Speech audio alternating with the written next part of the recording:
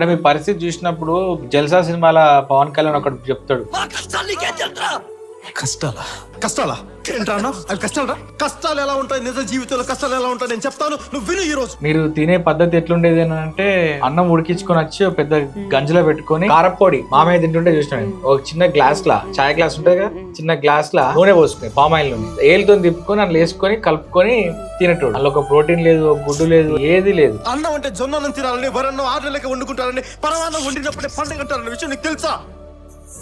నాకు తెలుసు. పండుగలు వస్తేనే చికెన్ మటన్, పండుగ లేనప్పుడు ఏం ఆడ తినలేదు. ఆకలేస్తే నేల వైపు, దాహం వేస్తే ఆకాశం వైపు చూసే మనుషులు ఇంకా బతుకున్నారు ఈ సమాజంలో.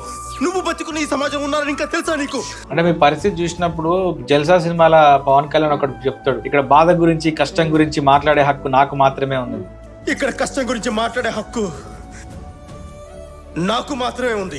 నాకు తెలిసి 40 ఏళ్ళ నుంచి వ్యవసాయం చేస్తా. అసలు సిసలైన పల్లెటూరు రైతు బిడ్డ నువ్వు. 48 ఏళ్ళున్నా 40 ఏళ్ళ సంది చేస్తాను. వడ్లు కొట్టుకపోయినాయి. వడ్లు వాడిమోగ వరి పెడితే 2-3 లక్షలు వచ్చు ఆ 10 ఏళ్ళ కింద. 8,000 కింటన అన్న వడ్లు తెల్లారితే కోసేటోళ్ళు, మిషన్ రాలే. పక్కలకు కోసి మా చేనులకు తెల్లారితే వస్తుంది. రాత్రో రాత్రో రాళ్ళ వర్షం వచ్చి లేకుండా కొట్టుకుపోయి ఏడ్చి వచ్చినాం.